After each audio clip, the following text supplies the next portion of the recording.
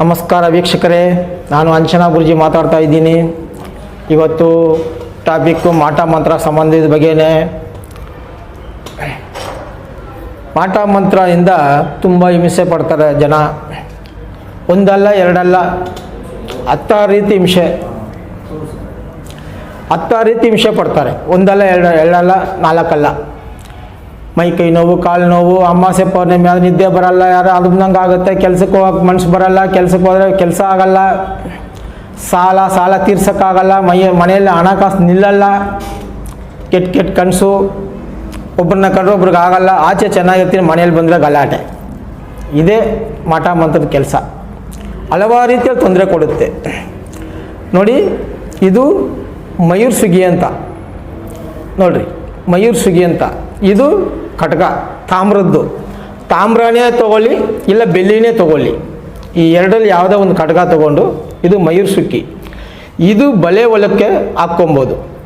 ಸ್ವಲ್ಪ ಎಲ್ಲ ಇದು ಮಾಡಿ ಇದ್ರ ಬಲೆ ಹೊಲಕ್ಕೆ ಹಾಕ್ಕೊಂಡು, ಬಲಗೈ ಜೆಂಟ್ಸ್ ಆದರೆ, ಲೇಡೀಸ್ ಆದರೆ ಎಡಗೈ ಹಾಕ್ಕೊಂಡ್ರೆ, ಇದು ನೋಡಿ, ಏನೇ ಮಾಟ ಮಂತ್ರ ಇರಲಿ ನಿಮ್ಮನ್ನು ಬಿಟ್ಟು ದೂರ ಆಗುತ್ತೆ. ಮತ್ತು ನೀವು ಕರೆದ್ರೇನು ಬರಲ್ಲ. ಅದು ನಿಮ್ಮನ್ನು ಕಂಡು ಅದು ಭಯ ಪಟ್ಕೊಂಡು ಹೋಗುತ್ತೆ. ಇದು ಮಾಡೋ ದಿನಗಳೈತೆ. ಇಂಥ ದಿನಗಳಲ್ಲಿ ಅಮಾವಾಸ್ಯೆ ದಿವಸ, ಪೌರ್ಣಮಿ ದಿವಸ, ಇಂಥ ನಕ್ಷತ್ರ ಅಂತ ಇಂಥ ದಿನಗಳಲ್ಲಿ ಮಾಡಿ ಹಾಕ್ಕೊಂಡ್ಬಿಟ್ರೆ ನಿಮ್ಮನ್ನು ಕಂಡು ಅದು ಎದುರು ಹೋಗುತ್ತೆ. ಇದೆಲ್ಲ ಮಾಡೋಕ್ಕೆ ಮುಂಚೆ ಅದನ್ನು ಕಂಡು ನೀವು ಭಯ ಪಡ್ತಾ ಇರ್ತೀರ ಅಲ್ವಾ?